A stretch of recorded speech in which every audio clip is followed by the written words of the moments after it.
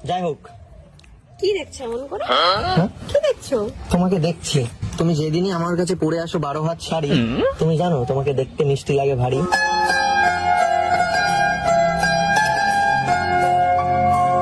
কিন্তু কপালটা খারাপ, তোমাকে নিয়ে যেতে পারি না বাড়ি। তোমার সাথে যাবো, কোন একদিন যাবো। কিন্তু সব ঠিকই আছে, একটা জিনিস কম কম লাগছে।